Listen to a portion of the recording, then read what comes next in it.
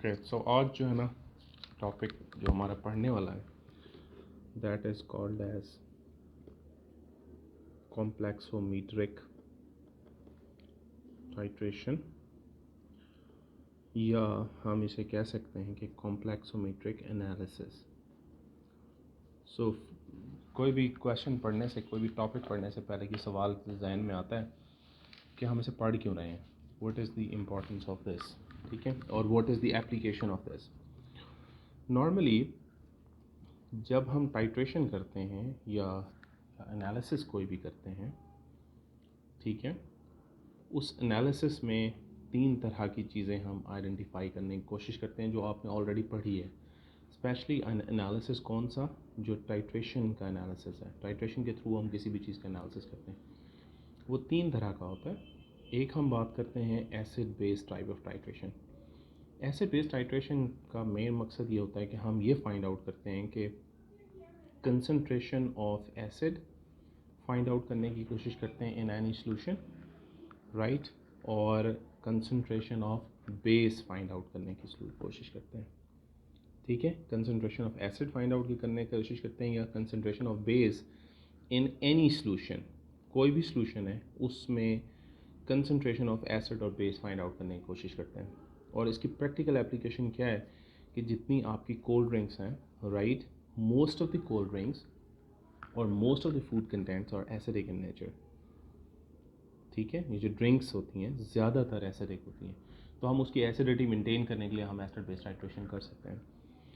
इसी तरह एक और टाइप ऑफ जो ये वाली टाइट्रेशन है, ये हम कहते हैं इसको कॉम्प्लेक्सोमीट्रिक टाइट्रेशन। इसका क्या मकसद होता है? कॉम्प्लेक्सोमीट्रिक टाइट्रेशन पर अगर हम आएँ तो इसकी जो एप्लीकेशन है, जो सबसे ज़्यादा अहम है, जिसकी वजह से हम इसे पढ़ने जा रहे हैं, इसकी केमिस्ट्री पढ़ने जा रहे हैं, वो है कि मेटल आयन कंटेंट्स, ठीक है, मेटल आयन एस्टिमेशन। इसको को हम आइडेंटिफाई करने की कोशिश करते हैं थ्रू कन्वेंशनल एनालिसिस टेक्निक, ठीक है। सो नॉर्मली अब ये क्यों करते हैं, मेटल आयंस को आइडेंटिफाई करने का क्या फ़ायदा है? जैसे आप जानते हैं कि सबसे अहम एग्जांपल इसकी है हार्डनेस ऑफ वाटर में, राइट। आप जानते हैं कि पानी की हार्डनेस किसकी वजह से होती है?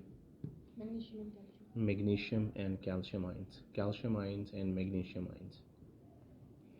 अब कैल्शियम आयंस और मैग्नीशियम आयन ना आप एसिड बेस्ड टाइट्रेशन से नहीं निकाल सकते हैं, ना ही वो रिडॉक्स टाइट्रेशन से निकाल सकते हैं। रिडॉक्स टाइट्रेशन में हम क्या करते हैं कि वो हम through the help of redox reaction we identify some kind of components, ठीक है। अब इस तरह की बहुत सारी मेटल्स, आप जितनी भी मेटल्स हैं मोस्टली आइडेंटिफाई कर सकते हैं यूजिंग कॉम्प्लेक्सोमीट्रिक टाइट्रेशन। ये तो इसका है, इसको हम कहते हैं कन्वेंशनल मेथड जो अभी हम पढ़ रहे हैं। जो मोस्ट एडवांस मेथड है किसी मेटल आयन को डिटेक्ट करने के, मोस्ट एडवांस मेथड्स में हमारे पास दो तरह के हैं। एक को हम कहते हैं ICP नाम दिया जाता है, एक इंस्ट्रूमेंट है, it's very costly instrument but it is very very effective. ये इंतहाई ट्रेसेस अमाउंट को भी आइडेंटिफाई कर सकता है, इससे आप ट्रेसेस अमाउंट आइडेंटिफाई नहीं कर सकता। इसी तरह एक होती है एटॉमिक अब्जॉर्प्शन स्पेक्ट्रोस्कोपी, ठीक है। तो एटॉमिक अब्जॉर्प्शन स्पेक्ट्रोस्कोपी में भी आप क्या करते हैं, यू आइडेंटिफाई एलिमेंट्स। EDTA किसके अंदर आता है? EDTA इज समथिंग एल्स, इसी में आता है, वो इसमें आता है, EDTA कॉम्प्लेक्सेशन, ठीक है। ये वो टेक्निक्स हैं जो बेसिकली हम एडवांस लेवल पर लेके जाते हैं। जो हम पढ़ेंगे वो क्या पढ़ेंगे, बिल्कुल कॉम्प्लेक्सोमीटर, कॉम्प्लेक्सोमीट्रिक टेक्निक, जिसमें हम क्या करेंगे, EDTA की ही बात करेंगे। अब हम इसमें करते क्या हैं? EDTA को इन दो टेक्निक्स के थ्रू नहीं कर सकते? नहीं, वो मैं अभी पढ़ेंगे तो आपको पता चलेगा कि what is the application of EDTA। अब कॉम्प्लेक्सोमीट्रिक टाइट्रेशन का मतलब है कि we are dealing with any kind of complex. हम क्या करेंगे, कॉमन सेंस है कि हम इन मेटल आयंस के किसी चीज़ के साथ कॉम्प्लेक्स बनवाएंगे एंड देन वी आइडेंटिफाई कि वो कॉम्प्लेक्स कितना बना है। जितना वो कॉम्प्लेक्स बना है उतनी इसकी कंसंट्रेशन होगी, right. So it's a titration method, ठीक है। कॉम्प्लेक्सेशन में हमेशा आपने in your lower class like FSC आपने पढ़ा होगा कि कॉम्प्लेक्स कैसे बनता है। Complex has two component, main two component हैं कॉम्प्लेक्स के। एक को हम कहते हैं ligand, right, one is called ligand and second is called as metal ion, जिसको आप सेंट्रल मेटल आयन कहते हैं, ठीक है। So you have ligand, you have metal ion. चीलेट क्या होता है? रिलैक्स, वन बाय वन चीज़ें आना शुरू होंगी. सो कीलेट्स का भी अभी आएगा, सारा आएगा. ठीक है. अब हम करते क्या हैं, we take ligand in the burette. हम ब्यूरेट में क्या कर लेते हैं, ligand लेते हैं ब्यूरेट में, एंड देन हम कॉनिकल फ्लास्क में नीचे जो है वो हम क्या लेते हैं, metal ion, and then we titrated and we find out कि what is the colour change. Right, colour change हम आइडेंटिफाई करते हैं using any kind of indicator. जो हम एसिड बेस में जिस तरह इंडिकेटर पढ़ रहे थे वैसे ही यहाँ इंडिकेटर ही यूज़ होगा. अब now there are two type of questions. One is what are the ligands, और यहाँ कौन सा लिगेंड यूज़ हुआ है, ये क्वेश्चन हमारे जहन में आता है. सो लिगेंड हम हमेशा उस चीज़ को कहते हैं कि all electron pair donors.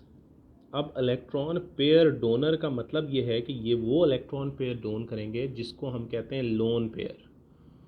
If any species has lone pair sorry, या इलेक्ट्रॉन पेयर है जो वो डोनेट कर सकती है, that can act as a ligand. अब लोन पेयर का दूसरा नाम जो है उसे हम कहते हैं अनशेयर्ड इलेक्ट्रॉन पेयर्स. इसको आप अनशेयर्ड इलेक्ट्रॉन पेयर भी कहते हैं. So it's an electron pair donor. Any type of electron pair donor is called ligand. So electron pair donor की को हम डिफाइन करते हैं. इसका नोमेनक्लेचर ये है कि एक को हम कहते हैं, सबसे सिंपलेस्ट को कहते हैं मोनोडेंटेट. मोनोडेंटेट का मतलब है उसने एक इलेक्ट्रॉन पेयर डोनेट करना है, कैपेसिटी रखता है एक इलेक्ट्रॉन पेयर डोनर की. ठीक है. इसी तरह बाइडेंटेट, इसी तरह tri, and then you have multi dentate ligand. Multi dentate ligand का मतलब है कि ऐसा ligand that has an option of donating multiple electron pairs. If it has a capacity to donate multiple electron pairs, it means it's a multi-dentate ligand. Simply कैसे कह सकते हैं, more than 3 और मोर देन 2? नॉर्मली हम more than 3 को consider करते हैं multi dentate. ठीक है. One of the multi dentate ligand जो हम ज़्यादातर यूज़ करते हैं कॉम्प्लेक्सोमीट्रिक टाइटरेशन में, उसको इस मल्टी डेंटेट लिगेंड का एक दूसरा नाम भी है. इसको हम कहते हैं कीलेट्स या कीलेटिंग एजेंट्स. ठीक है, या कीलेटिंग लिगेंड्स. ठीक है. Chelates, chelates are what, these are actually, हम कहते हैं कि ये ऐसे लिगेंड्स होते हैं that can form a ring like या रिंग कॉम्प्लेक्सेस. अब एक कॉम्प्लेक्सेस के अंदर वो रिंग जनरेट करेंगे, और रिंग कब जनरेट करेंगे, when you have multiple donating option. जैसे मैं एक सिंपल से बात करना शुरू करूँगा कि बाइडेंटेट लिगेंड भी रिंग जनरेट करता है. कीलेट्स नॉर्मली हम ऐसे लिगेंड्स को कहते हैं जिनकी जो रिंग कैपेसिटी है वो ज़्यादा है. जैसे one of the best example is EDTA, ethylene diamine tetraacetic acid. इसका बेसिकली ये हेक्साडेंटेट लिगेंड है. ठीक है. असल में ये हेक्साडेंटेट लिगेंड है. इसका मतलब ये 6 electron pair at a time एक ही मेटल को दे सकता है. इसका मतलब ये है कि ये एटलीस्ट 3 रिंग बनाएगा. ठीक है. So every 2 types, every 2 sides, for example this is a metal, इसकी हर 2 साइड्स एक रिंग बनाएंगी. ठीक है. जैसे से ये इसका N और N है, तो ये एक रिंग जनरेट कर दिया, दिस इज 3 मेंबर्ड रिंग. इसी तरह ये इस तरह कर करके तो 3 तरह के 3 रिंग बनाता है within the same structure. सही है. So this is called as, this ligand is a type of ligand that can produce a metal chelates. ये metal chelates generate कर सकते हैं. ओके. सो जो ये रिंग लाइक कॉम्प्लेक्सेस बनाते हैं, इनको हम कहते हैं मेटल कीलेट्स. ठीक है. इन कॉम्प्लेक्सेस को क्या कहते हैं, मेटल कीलेट्स. तो एक रिंग होगी तो इसे किलेट नहीं कहेंगे? नहीं, मल्टीपल रिंग्स होने चाहिए ना विद इन दैट स्ट्रक्चर. अच्छा, अब मेटल कीलेट्स क्यों इंपॉर्टेंट है, व्हाट आर देयर इंपॉर्टेंस, बाकियों के मुकाबले में इनकी क्या इंपॉर्टेंस है. दे इम्पोज इस एक्चुअली इनका फ़ायदा ये हो गया या they impart some kind of extra stability in the complex.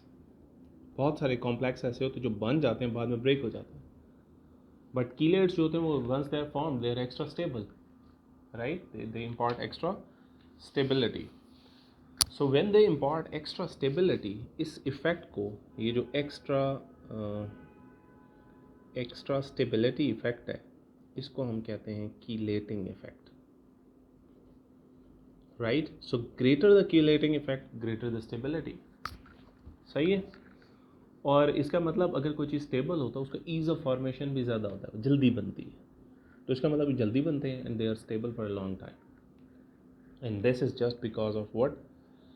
इसका ओपन स्ट्रक्चर था तब तो ये स्टेबल नहीं था। नहीं, वो और बात है, that is not a complex, that is a molecule stable Ligand molecule भी है है वो। ना? बेशक लीगेंड है, every molecule is a ligand if it has a capacity to donate electron pair. अब कोई चीज़ है जो जैसे for example you know that ammonia is a ligand, but ammonia independently exist करता है, बट इसको आप अमोनिया को उस वक्त लीगेंड कहेंगे जब ये किसी मेटल के साथ कोऑर्डिनेट करेगा, तो उससे पहले आप इसे लीगेंड नहीं कह सकते। मेटल आयन का होना जरूरी है। मेटल आइन होगा, कॉम्प्लेक्सेशन की टर्म में आप इसे लीगेंड कह रहे हैं, वैसे तो ये बेस भी है। सर EDTA जो वो लिविक एसिड है ना, बिल्कुल है, तो एसिड तो लेविस दोनों एसिड से नहीं एक्सेप्ट करते हैं। है, लेविस एसिड नहीं है, वो लेविस बेस है। लिविक एसिड नहीं। एक्ट करेगा जब एज ए लीगेंड, वैसे ये एसिड है, ईडीटीए वैसे एसिड है। तो लेकिन अब जब हम pH-12 आ जाती है बेस ये अभी हम बाद में जाएंगे, इस पर डिटेल में बाद में जाएंगे, one step wise. When you get step wise thing, आपको चीज़ें समझ आना शुरू होंगी कि क्या चीज़ है ये। यहाँ तक प्रॉब्लम तो नहीं है, नो सर। ठीक है। सो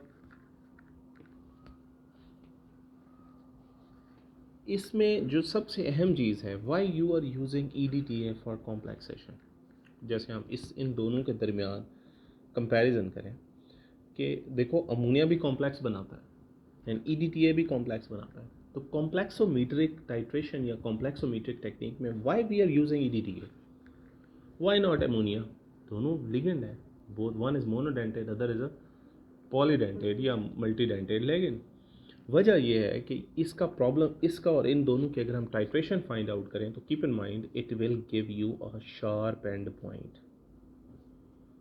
right, it will give you a sharp and point, ये आपको शार्प एंड पॉइंट देगा, ये शार्प एंड पॉइंट नहीं देगा। That's why we prefer to use EDT and complexometric titration to estimate the metal ion concentration at any point, ठीक है जी। अब complexation को अगर हम डिफाइन करें तो हम कहते हैं this is a metal, then it forms with a react with the ligand and it forms what, metal ligand complex, this is the complex जिसको हम इसमें ले जाते हैं, ठीक है। अच्छा जी, अब जो नेक्स्ट सबसे अहम चीज़ है वो है कि जर्नली हम किसी भी कॉम्प्लेक्सेशन के अंदर, यानी कॉम्प्लेक्स जो इसमें बन रहा है, ये वाला जो कॉम्प्लेक्स बन रहा है इस केस में, उसकी कुछ रिक्वायरमेंट्स हैं। कॉम्प्लेक्स फॉर्म्ड, जो भी कॉम्प्लेक्स बना है in that titration, right, it should be, इसकी ख़ास बात क्या होनी चाहिए, इट शुड बी सॉल्यूबल, वो सॉल्यूबल होना चाहिए, number one. Number two, it should be undissociated, means ये जो है वो स्टेबल फॉर्म में होना चाहिए। Number three, it will allow you some kind of stoichiometric estimation। और इन सारी चीज़ों के लिए जो रिक्वायरमेंट है, ये चीज़ें अचीव करने के लिए हमें क्या रिक्वायर है, वन, लीगेंड सूटेबल होना चाहिए, ऐसा लीगेंड यूज़ करें जो ये अलाउ करे ये तीनों चीज़ें, राइट। नंबर टू, हमें ये चीज़ें अचीव करने के लिए हमें इन चीज़ों पर गौर करना है कि ये क्या होंगे। फॉर एग्ज़ाम्पल सूटेबल लीगेंड ढूंढना है हमने। Number two, experimental conditions optimise करनी है, ऐसी कंडीशंस को हमने यूटिलाइज़ करना है जिस पर ये तीनों अजीब चीज़ें अचीव हो रही हों। एक्सपेरिमेंटल कंडीशंस लाइक जैसे पीएच है, जैसे टेम्परेचर है, जैसे टाइम है, एट्सेट्रा, ठीक है। और तीसरी चीज़ जो है वो है and point detection. Right. So and point detection के लिए ये याद रखना है कि हमें इसके लिए भी कोई सूटेबल मेथड फाइंड आउट करना पड़ेगा, कि कोई ऐसा मेथड हो जो ये चीज़ें भी अलाउ कर रहा हो और एंड पॉइंट भी डिटरमिन हो रहा हो। तब हम उसको, ये रिक्वायरमेंट्स पूरी होंगी तो हम कॉम्प्लेक्सोमीट्रिक टाइट्रेशन में किसी भी चीज़ को लेकर आ सकते हैं। Now one of the best example for, और इन सारी रिक्वायरमेंट को सबसे बेस्ट लिगेंड जो सपोर्ट करता है वो है EDTA। ठीक है, इसलिए ये हर वक्त हर जगह हर तरह की टाइट्रेशन में हम इसको इन्वॉल्व करते हैं। ठीक है, so I think you hope to find out answers of all kind of questions कि जो आपके जहन में आ सकते हैं। ठीक है, EDTA अब ये पता चल गया हमने कि EDTA हम क्यों यूज़ कर रहे हैं कॉम्प्लेक्सोमीट्रिक टाइट्रेशन में और उसको क्यों मोस्ट सूटेबल लिगेंड कह रहे हैं। तो आई think you find out the answer. Now next is what is the theory behind it. अब ये एक्ट कैसे करता है, एज ए लिगेंड कैसे एक्ट करता है। जनरली जो EDTA it actually exists in two type of form. It exists in two type of forms. इसकी जो स्ट्रक्चर है उसे हम जनरली पहले ड्रॉ करें अगर, तो it is like that CH2N, this is CH2COOH, then CH2, then CH2, then N, then you have CH2C double bond OH, CH2COOH, right? This is the form of normally जो हम पढ़ते हैं, this is EDTA। इसको हम कहते हैं structure A से। अब ये आपको पता है कि इसके अंदर ये दो लोन पेयर ऑफ इलेक्ट्रॉन्स हैं, right, and these 4 are acidic hydrogens, जिसकी वजह से हम कहते हैं दिस इज एन एसिड। ठीक है, ठीक है। So this is one form. अब ये H जो है ना, ये डिसोसिएबल H है, ये आसानी से रिलीज़ हो जाता है and this is a basic part of this structure. ये दो इलेक्ट्रॉन पेयर डोनेट कर सकते हैं। तो what happen, it exist in another form. उसमें क्या होता है कि ये अपने 2 H लूज़ कर देता है।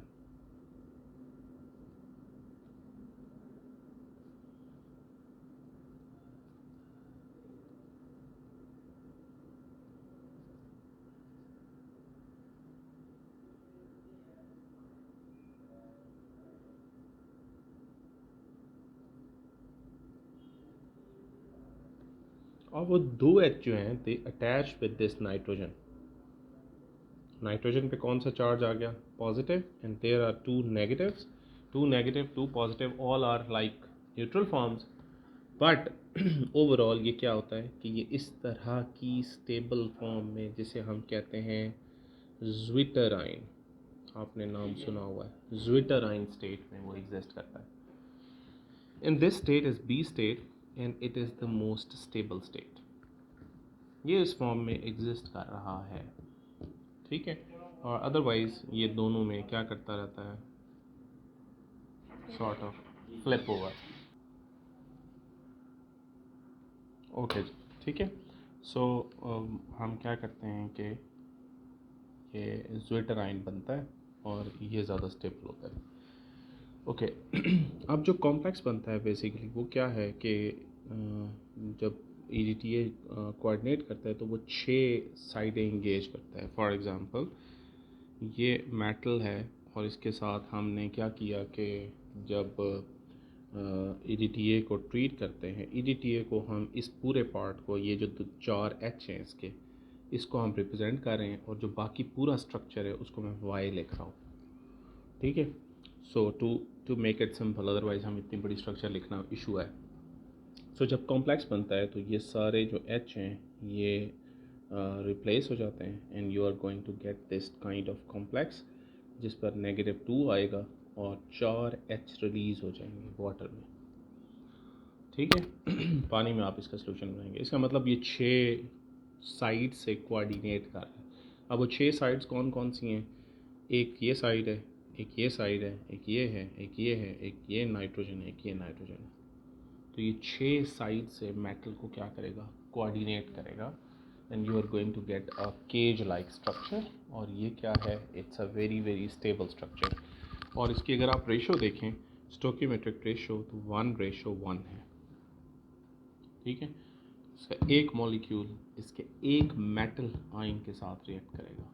टाइट्रेशन में ठीक है, टाइट्रेशन। ये वीक एसिड है, क्या? वीक एसिड है नहीं है? हाँ वीक एसिड है, बट उसके ऊपर बाद में आते हैं। अभी एसिडिक कंडीशन पर इसकी मैं अब आ रहा हूँ। ठीक है, सो 1:1। सो यहाँ तक आई थिंक चीज़ें क्लियर हो गई। नेक्स्ट इज़, अब हम आ रहे हैं इसकी आयनाइजेशन पर, और उसके बाद इसकी अगली कहानी खुलेगी। एक्चुअली इसकी स्टोरी एक नेक्स्ट डेवलप होगी, जिससे आपको ये समझ आएगा कि आप कौन सी चीज़ यूज़ करनी है। आप डायरेक्ट EDTA भी यूज़ नहीं कर सकते, उसकी भी कुछ रीज़न है। अब हम नेक्स्ट आते हैं। सो वी नो दैट कि ये 4H लूज़ कर सकता है। सो H4Y इसकी ये स्ट्रक्चर है, एंड इट हैज़ ऑप्शन कि ये H लूज़ कर सकता है। और ये आपको पता है कि जब वाटर में डिसोसिएशन होती है किसी भी एसिड की, तो आपको ये पता है कि वो एसिड जो है वो क्या करता है, एक एक करके डीप्रोटोनेट होता है। So it is going to lose 1H। सो जब आप 1H लूज़ कर रहे हैं तो इसका डिसोसिएशन कांस्टेंट K1 है, और इसने एक H लूज़ कर दिया, तो इसका मतलब इस पर नेगेटिव चार्ज एक आ गया और एक H लूज़ हो गया। जब ये एक H यूज़ हुआ तो इसका जो डिसोसिएशन कांस्टेंट की वैल्यू है वो 10⁻⁻² है। ठीक, नाउ इन नेक्स्ट स्टेप ये दूसरा H लूज़ करने जा रहा है। Now it's dissociation constant value would be different. ठीक है, -2 हो जाएगा, और ये एक और H लूज़ कर देगा, and it's dissociation constant value is 2.2 cross 10⁻⁻3। ठीक है, नेक्स्ट एक और H लूज़ करेगा। So this is K3 and this H -3, और यहाँ पर H एक और लूज़ कर दिया इसने, और K3 की वैल्यू इसकी आ रही है 6.9 क्रॉस 10⁻⁻7। अब एक और लास्ट H भी ये लूज़ करेगा, K4। तो पीछे क्या बचा, only Y -4 and H plus एक और H लूज़ कर दिया, एंड K4 की वैल्यू जो है इसकी है 5.5 क्रॉस 10⁻⁻11। सो व्हाट यू से, it's a strong acid, weak acid? इसका मतलब ये है कि आफ्टर एवरी H लूज़ करने के बाद इसका जो एसिडिक स्ट्रेंथ है वो डिक्रीज़ होती जा रही है, राइट? इसका मतलब ये हो गया कि ये जितने H लूज़ करता जाएगा इसकी एसिडिक स्ट्रेंथ डिक्रीज़ होती जा रही है, और इसकी pH of the solution change होती जा रही है।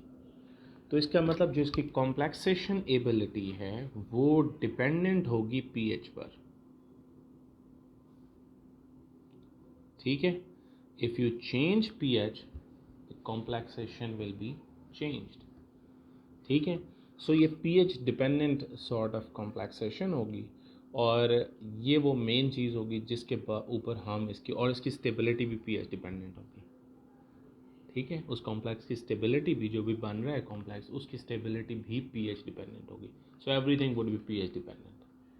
ठीक है, अब हम आ रहे हैं ये pH डिपेंडेंट की बेसिस पर हम बात करते हैं स्टेबिलिटी ऑफ कॉम्प्लेक्स, कि जो हम टाइट्रेशन जिसकी कर रहे हैं वो कॉम्प्लेक्स स्टेबल होगा तो एंड रिजल्ट आएगा, वरना वो एंड रिजल्ट नहीं आएगा, उससे पहले वो ब्रेक हो जाएगा। So stability of the complex किस चीज़ पर डिपेंड करती है, उस पर अब हम आ रहे हैं, right? So stability is actually determined bye, जब भी आप स्टेबिलिटी की बात करते हैं तो stability is determined bye stability constant, and that is K। K is what? K is stability constant, right? K is stability constant, and it depends on, कैसे हम कह रहे हैं कि M+2 जो है या Mn जो भी है वो -4 के साथ रिएक्ट करती हैं, and it start going to form, मैं इसको N कर देता हूँ, तो मैं कहता हूँ My ये देखें n minus 4 my n minus 4 into plus ये जो भी आएगा इसके ऊपर, ठीक है, जो भी उसके ऊपर पॉजिटिव आएगा नेगेटिव आएगा वॉट एवर। तो अगर हम इसका k निकालें, डिसोसिएशन स्टेबिलिटी कांस्टेंट निकालें, तो इसका मतलब क्या होता है, प्रोडक्ट की value n minus 4 into M divided by किसकी mn प्लस की कंसनट्रेशन इंटू y नेगेटिव 4 की concentration. So k will be a very very important factor to find out कि इसकी स्टेबिलिटी क्या होगी, और वो डिपेंड किस पर करेगा, अगेन pH पर, ठीक है। So if you change that pH everything would be changed. और जो y है, दिस y प्राइम नेगेटिव 4 की concentration, it is actually equal to alpha into CT, ठीक है, इसके ऊपर डिपेंड करती है। बेसिकली आपका जो कंट्रोलिंग फैक्टर है वो ये है, ये बेसिक चीज़ है जो आपके ना इसकी फॉर्मेशन आपको डिसाइड करेगी कॉम्प्लेक्स स्टेबल है या नहीं है। अब CT जो है इसको हम कहते हैं total complexation, total number of, इसको अगर हम डिफाइन करें तो हम कहते हैं कि टोटल नंबर ऑफ अनकॉम्प्लेक्स्ड EDT है, राइट। यानी इसकी कंसंट्रेशन या इसकी तादाद कि ये कितने ऐसे EDT हैं जिन्होंने कॉम्प्लेक्सेशन नहीं की, and alpha is actually the fraction of y negative 4 exist in the solution, ठीक है, on certain pH। ये चीज़ है, ये कितने हैं और ये कितने ऐसे हैं जिन्होंने कॉम्प्लेक्सेशन नहीं की, इसकी बेस पर ही सारा आपका कि ये इक्वेशन जो है वो हेल्प आउट करेगी, and that will help you out कि कॉम्प्लेक्सेशन या स्टेबल कॉम्प्लेक्स बन भी रहा है या नहीं बन रहा है, ठीक है। If you put that values, ये C प्राइम की जगह हम इसकी वैल्यू पुट करें तो हम K इंटू बाकी सारा पार्ट वैसे रहेगा divided by mn into alpha into CT। अगर हम अल्फ़ा को इधर ले आएँ, alpha is a sort of like constant value, dissociation value है, क्योंकि ये डिसोसिएटेड पार्ट है ना, तो डिसोसिएशन वैल्यू है, तो बाकी किस पर बच जाएगा, my n minus 4 into M divided by mn plus into CT। और हम इस सारे को, this all is a constant, so हम इस इक्वेशन को अगर रीडिफाइन करें तो it is equal to this one, alpha into K prime. So K prime is very very important for all type of you know क्या कहना चाहिए, complex formation या स्टेबिलिटी। K प्राइम वो है जो डिसोसिएट नहीं हुआ, जिसने अभी नहीं, इन सारी चीज़ों पर ये डिपेंड कर रहा है, ठीक है जी। सो के प्राइम जो है ना, बेसिकली अगर हम इसको डिफाइन करें तो it is a conditional stability constant, right, that depends on pH। Actually ये जो है ये क्या है, it is again stability constant, but it is a conditional stability constant कि किस कंडीशन पर क्या स्टेबिलिटी गेन होगी, समझ आइए बात। तो stability on the basis of pH condition, ये डिफाइन करेगा के प्राइम, सही। अब के प्राइम की एक सर्टेन वैल्यू होगी, वो वैल्यू जब अटेन होगी तो तब कॉम्प्लेक्स बनेगा, वरना कॉम्प्लेक्स नहीं बनेगा, सही है, समझ आइए बात। यानी कॉम्प्लेक्स अनकॉम्प्लेक्स पार्ट कितना है ये किस पर डिपेंड कर रहा है, कॉम्प्लेक्स कितना बना, अनकॉम्प्लेक्स पार्ट कितना है, वगैरह वगैरह।